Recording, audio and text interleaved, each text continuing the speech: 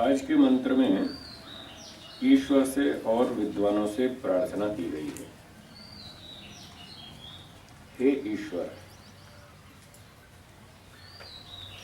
मे ब्रह्म च क्षत्रम च, मेरे जो ब्राह्मण और क्षत्रिय हैं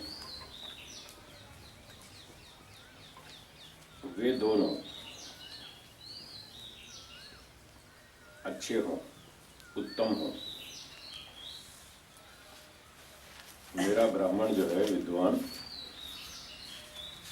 और जो क्षत्रिय है, राजा है, न्यायकारी राजा होवे, शूरवीर होवे, ये दोनों आपकी अनंत कृपा से मेरे अनुकूल होवे और श्रियम अश्नुताम, ये दोनों मिलकर मुझे श्री प्राप्त करावें। तो श्री का मतलब सर्वोत्तम विद्या आदि लक्षण युक्त महाराज्य श्री को मुझे राज्य की प्राप्ति करावें, ब्राह्मण भी और क्षत्रिय भी। तो इस मंत्र से ऐसा अभिप्राय निकलता है कि यदि अच्छा शासन चलाना हो, उत्तम शासन चलाना हो, तो हमारे ब्राह्मण और क्षत्रिय ये दोनों तेजस्वी होने चाहिए। ब्राह्मण महाविद्वान होने चाहिए जिन्हें सब राज्य संचालन की विद्या मालूम हो, और राजा जो है वो क्षत्रिय शूरवीर होने चाहिए, बलवान होने चाहिए, बुद्धिमान होने चाहिए, धार्मिक होने चाहिए, प्रजा के हितकारी होने चाहिए, प्रजा का हित चाहने वाले हों, ऐसे राजा हों। तो ये दोनों मिलकर के उत्तम शासन को स्थापित कर सकते हैं। तो हम भगवान से ये प्रार्थना करते हैं कि हमें अच्छे अच्छे ब्राह्मण मिलें, देश में अच्छे अच्छे बढ़िया राजा मिलें जो न्यायकारी हों, जो सबको न्याय दे सकें, कायर कमज़ोर नहीं हो, मूर्ख नहीं हो, स्वार्थी नहीं हो, दुष्ट नहीं हो, ऐसे राजा हमारे देश में नहीं चाहिए। यथा राजा तथा प्रजा, ये उक्ति सभी जानते हैं, बहुत वर्षों से, बचपन से हम भी और आप भी सुनते आ रहे। तो जैसा राजा होता है वैसी प्रजा होती है। राजा अच्छा होता है तो प्रजा अच्छी हो जाती है, राजा बिगड़ता है तो प्रजा बिगड़ जाती है।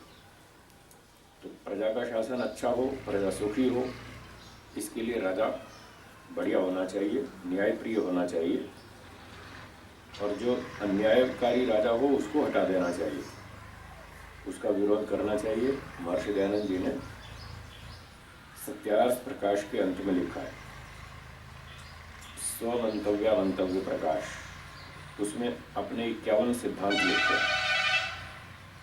उन 51 सिद्धांतों को शुरू करने से पहले जो थोड़ी सी भूमिका से लिखी है, कुछ शब्द लिखे, वाक्य, उसमें ये बात लिखी, चाहे अन्यायकारी चक्रवर्ती राजा भी क्यों ना हो, सदा उसके बल की हानि, सदा उसका विरोध करना चाहिए,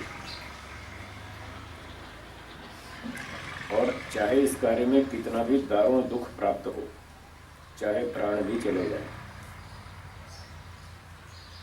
पर ये मनुष्य धर्म है, इस धर्म को कभी नहीं छोड़ना चाहिए। जो ऐसा करते हैं वो मनुष्य, जो ऐसा नहीं करते वो मनुष्य नहीं है, वो मनुष्य नहीं है। जो अन्याय का विरोध नहीं करते वो मनुष्य नहीं है। चाहे चक्रवर्ती राजा भी, उससे डरने की कोई बात नहीं है। अन्याय का विरोध करना है, न्याय की स्थापना करनी, तब सबको सुख मिलेगा, सब प्रजा सुखी रहेगी। जब तक न्याय की स्थापना नहीं होगी किसी को सुख नहीं मिलेगा। बोलो, कौन आप में से अन्याय चाहता है? चाहता कोई? फिर आप नहीं चाहते, दूसरा भी नहीं चाहता, कोई भी नहीं चाहता। फिर कोई अन्याय करे तो उसका विरोध करना ही पड़ेगा, नहीं तो आप ठीक से जी नहीं सकते। ना आप जी सकते, ना दूसरा जी सकता। अब न्याय क्या है और अन्याय क्या है वो तो वेद निर्णय करेगा। तो ईश्वर बताएगा क्या न्याय और क्या अन्याय। उस कसौटी से निर्णय किया जाएगा कि न्याय क्या है।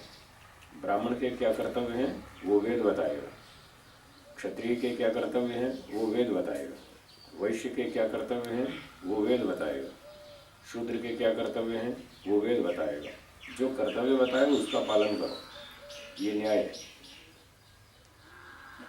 आजकल एक भयंकर समस्या चल रही है, वैसे वो आजकल की नहीं है, पुरानी है, अनादिकाल से ही चल रही है। वो क्या है, व्यक्ति अपने कर्तव्य का तो पालन करता नहीं और अधिकार मांगने के लिए आ जाता है। यही अन्याय है,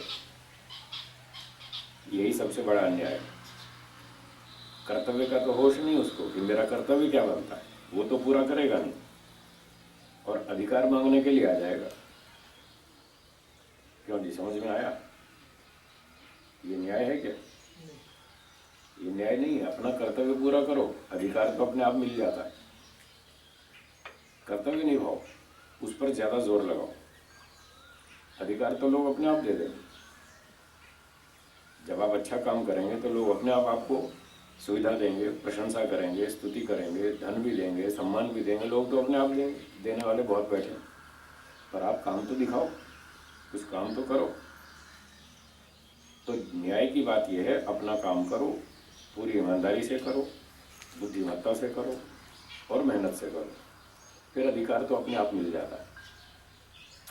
तो यदि शासन अच्छा चलाना है तो न्याय करना होगा, और वो हमारे राजा लोग यदि न्यायकारी होंगे तो शासन अच्छा चलेगा। राजा मूर्ख, स्वार्थी, दुष्ट होंगे, अन्यायकारी होंगे तो कुछ ही दिनों में शासन खत्म हो जाएगा। हर व्यक्ति के सहन करने की एक सीमा होती है। कोई भी जीवात्मा अनंत शक्तिमान नहीं है, केवल ईश्वर ही एक अनंत शक्तिमान है। वो तो कितना भी सहन कर लेगा, वही कर सकता है, बाकी मनुष्यों में कोई नहीं सहन करने वाला। एक सीमा तक सहन करेगा, जब उसकी सहन शक्ति पूरी हो जाएगी बस फिर वो विद्रोह करेगा और वो खड़ा हो जाएगा। आओ भाई, अब या तो मरेंगे या मारेंगे, या तो हमको जीने में ठीक ढंग से नहीं है तो उनको मारेंगे।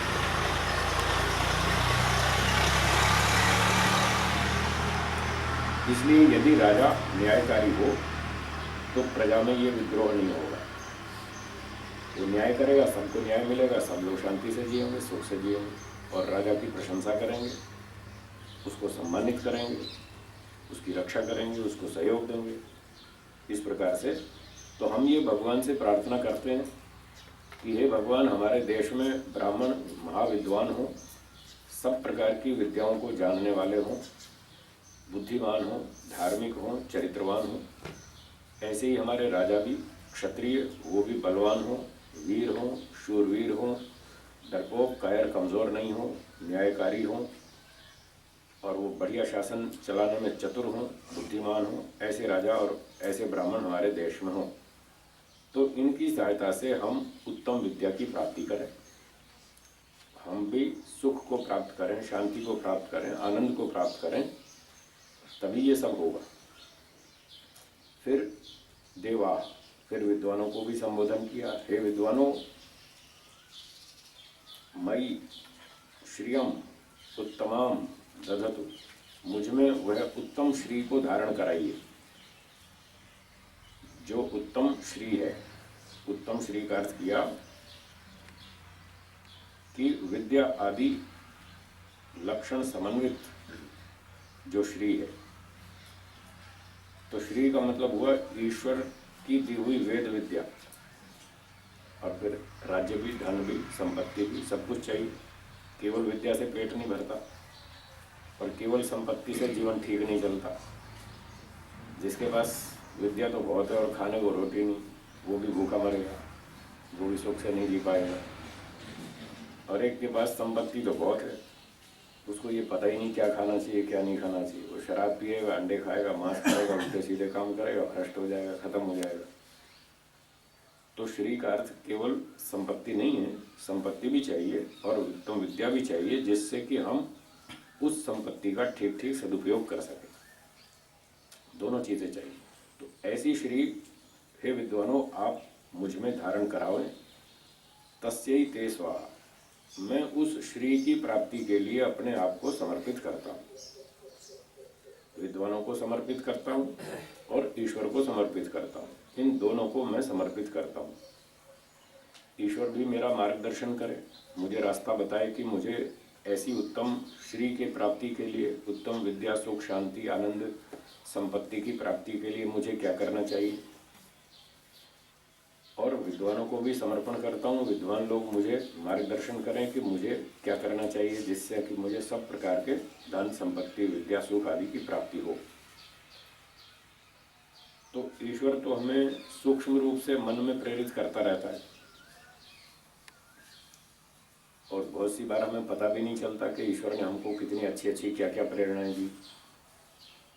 जब मन शुद्ध होता है, सत्वगुण प्रधान होता है, तब कुछ पता चलता है कि हाँ ईश्वर की ओर से बहुत अच्छे अच्छे सुझाव मिल रहे हैं, अच्छा अच्छा मार्गदर्शन मिल रहा है। कभी कभी तो पता चलता है। बहुत बार जब मन सत्व प्रधान नहीं होता तो पता नहीं चलता, लेकिन ईश्वर की प्रेरणा तो चलती रहती है। वो तो अपनी घंटी बजाता ही रहता है। हम ध्यान दें ना दें, समझें ना समझें, वो हमारी कमी है। ईश्वर तो अपनी प्रेरणा देता ही रहता है। इसलिए हम ईश्वर को भी समर्पण करते हैं कि आप हमको अच्छी प्रेरणा सदा देते रहें, हम हमेशा न्यायप्रिय हों, न्याय पर चलें, अन्याय ना करें। हम अन्याय करेंगे तो हमको दंड भोगना पड़ेगा। हमको सत्ता मिली है, अधिकार मिला है, पर सत्ता और अधिकार मिलने से व्यक्ति की बुद्धि बिगड़ती है। इसलिए हम भगवान से प्रार्थना करते हैं कि हे भगवान आपकी कृपा से हमको जो जितनी भी सत्ता मिली है, जितना भी अधिकार मिला है, हमारी बुद्धि अच्छी चलती रहे, हमारी बुद्धि बिगड़े नहीं, हमारे हाथ से कोई उल्टा उल्टा काम ना हो जाए, वरना हमको दंड भोगना पड़ेगा। इसलिए हम आपको समर्पण करते हैं। और फिर विद्वानों को समर्पण इसलिए किया कि सारी बातें हम ईश्वर से समझ नहीं सकते, इतनी हमारी योग्यता नहीं है, इतनी हमारा सामर्थ्य नहीं है, क्षमता नहीं है कि हम सीधा सीधा पूरी गाइडेंस ईश्वर से ले लें, पूरा मार्गदर्शन ईश्वर से ले लें और हमको पूरा पूरा ठीक ठीक समझ में आ जाए और फिर हमें क्या करना हम ठीक से निर्णय कर लें। इतनी योग्यता क्षमता आज नहीं है। इसलिए साक्षात विद्वानों के पास जाना पड़ता है। वो हमको अच्छी तरह समझाते हैं, सामने हमने बैठकर बताते हैं कि ये काम ठीक है, ये करो, और ये गलत है, ये मत करो।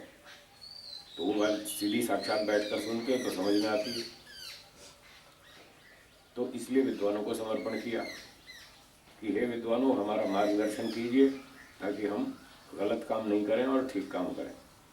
जो हमको सत्ता अधिकार मिला है इसका हम दुरुपयोग ना करें, ताकि हमारी उन्नति होती जाए, ये श्री हमको प्राप्त होती जाए। आप हमारे अंदर ऐसी उत्तम विद्या और सामर्थ्य और मार्गदर्शन आदि सब हमें प्रदान कीजिए जिससे कि हम अच्छी सुख शांति को उन्नति को प्राप्त करें। इसलिए हम आपको समर्पण करते हैं। तो जो व्यक्ति इस प्रकार से चलेंगे संसार में, विद्वानों को अपना मार्गदर्शक मानकर चलेंगे, माता पिता को गुरुजनों को अपना गाइड मानकर चलेंगे, उनका निर्देश सुनेंगे, उस पर ध्यान देंगे, उनसे लाभ उठाएंगे, वे लोग उत्तम श्री को प्राप्त कर सकते हैं। वो धन भी मिलेगा, उनको सम्मान भी मिलेगा, सुविधा भी मिलेगी, विद्या भी मिलेगी, सब कुछ मिलेगा। और जो माता पिता गुरुजनों को विद्वानों को अपना मार्गदर्शक स्वीकार नहीं करेंगे और जो थोड़ी बहुत सत्ता संपत्ति मिली है उसका यदि दुरुपयोग करेंगे तो उनका भविष्य बिगड़ेगा, उनका खुद का बिगड़ेगा और उनके कारण समाज का भी नुकसान होगा। तो ऐसा ना हो, इसलिए हम भगवान को और विद्वानों को समर्पण करते हैं और हम उनके अनुशासन को स्वीकार करते हैं। ऐसे हमको चलना चाहिए। तो ये बातें मुख्य रूप से आज के मंत्र में बताई गई।